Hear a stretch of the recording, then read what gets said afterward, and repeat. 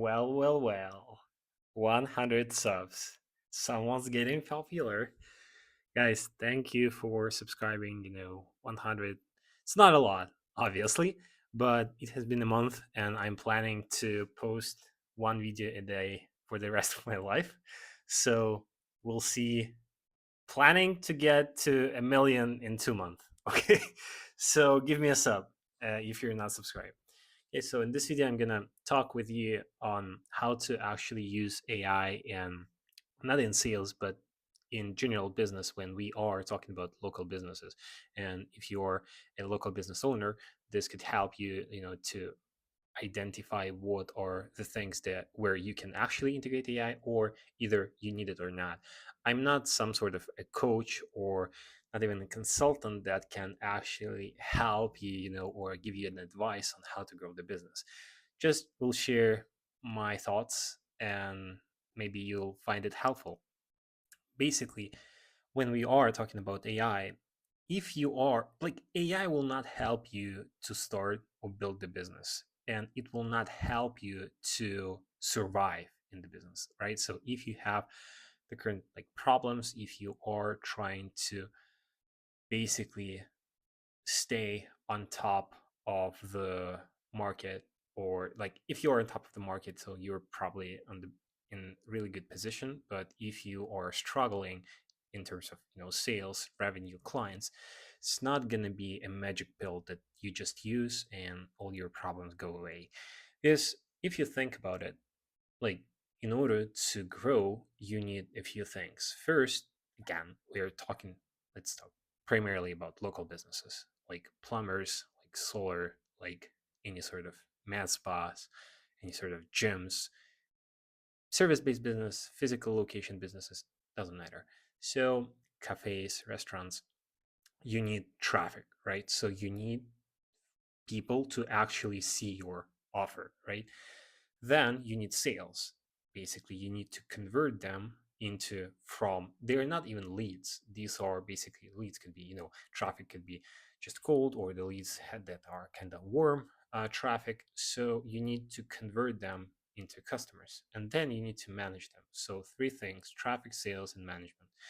Basically, like AI is not the way to go when we're talking about traffic. So if you don't have enough traffic, I think you need to focus on either um, like hiring a marketing agency or doing it yourself, or like watching videos like mine, but not about AI, but more like about how to like run Facebook ads or Google ads, or how to run cold emails.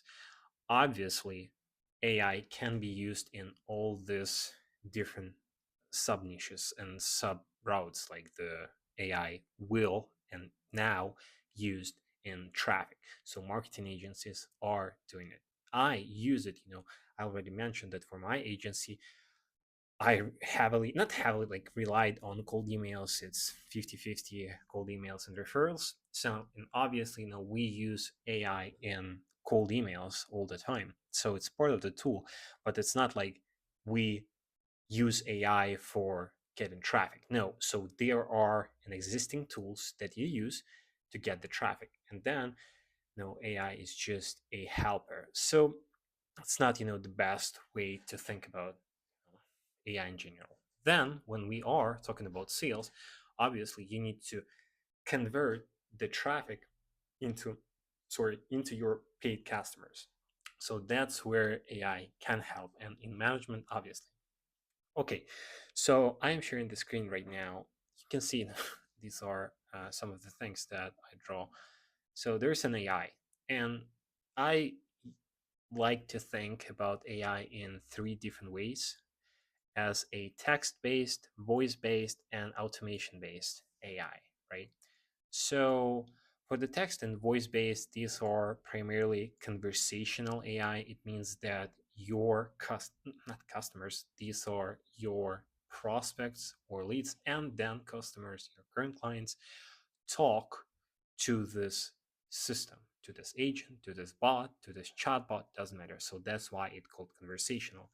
And obviously, you have three main categories of customers who are gonna talk to this thing, new customers, potential, and current clients. this is where it gets interested. Obviously, when we are talking about sales, these are they're handling this to categories of people who interact with your brand. So these are new people that have no idea what you do, and they go to your website, they email you, they phone call you, and ask different questions. Um, Obviously, you need like the very important thing that I hear a lot when talking about with like founders and directors, different businesses, especially local. They don't want to remove human touch from their business because obviously we're humans. We love to interact with humans. It doesn't matter how great the technology really is. Yeah, like sure, I'm curious to talk to the AI, like if I call some sort of service, but right now I'm in Israel, so it's not super we're like businesses are not super into it just yet. Same thing with America. It's just it's just getting there. But for other countries, it's going to be a few years at least.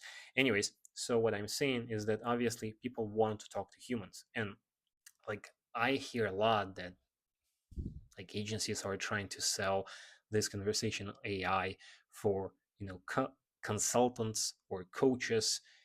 Like there are some use cases for it, if especially if it's low ticket service or if there are a lot of incoming inquiries.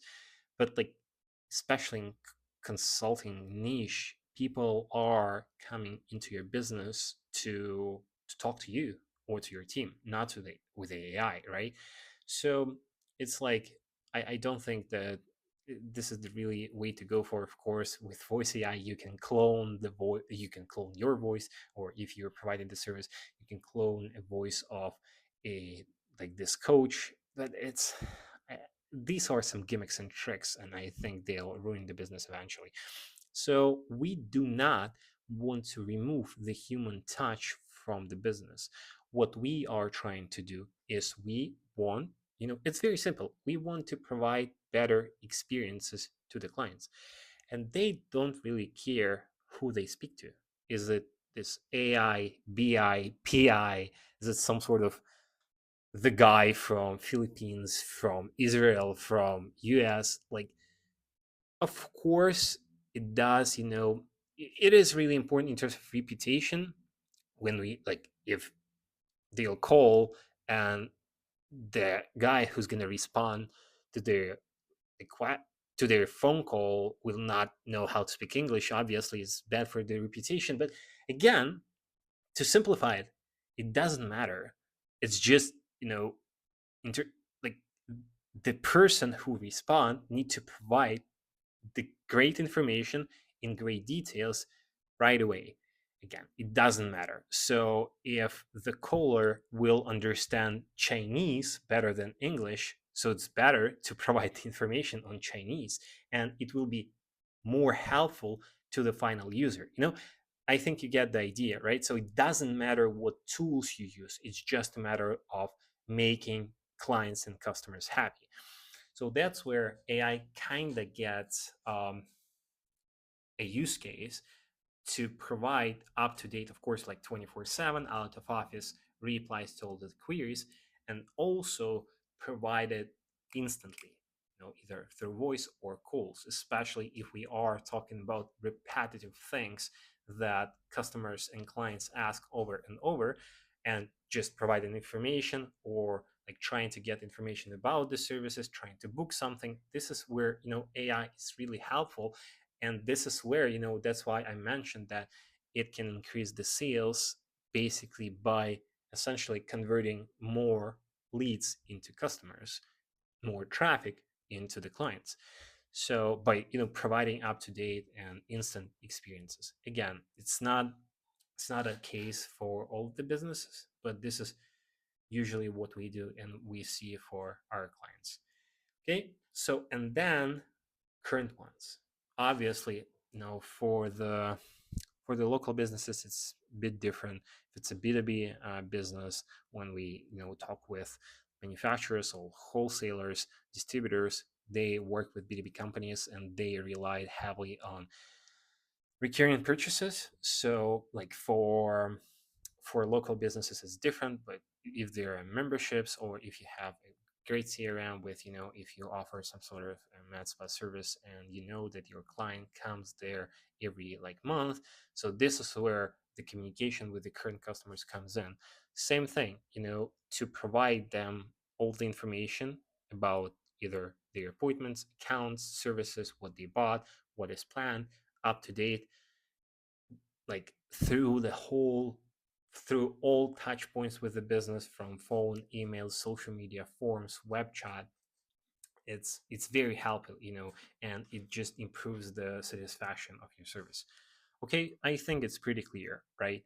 It's not driving you additional traffic, and that's why I mentioned at the very beginning, is that if you struggle right now, you need to focus on at least getting the additional traffic. And you might say, yeah, Eugene, like, but we need to do both things, right? So we need to drive traffic and we need to improve the conversion. But if you are struggling, right, so you don't have like a lot of money to spend, and of course services like this, if you want us to build you something like that, if you want to build us a prototype or the actual thing, if you want to talk, like there are links in the description, contact me, contact my agency, we can help you.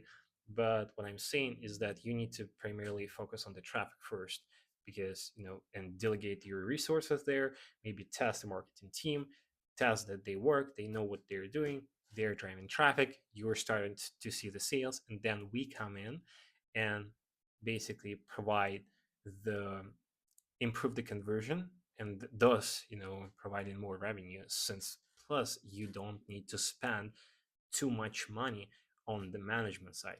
In my X bio Twitter, I actually have like that I fired 100 people from local businesses by, I think, what is it, like by implementing AI solutions. But by firing, this is just a catchy hook of saying that, of course, most of them were not fired. They're like, instead of like doing this job of managing like emails or managing requests or providing some sort of like invoices to the customers, we just integrated the system, and then these team members actually now can focus on more important things, obviously. But this is just for the sake of making it more stand out. Yeah.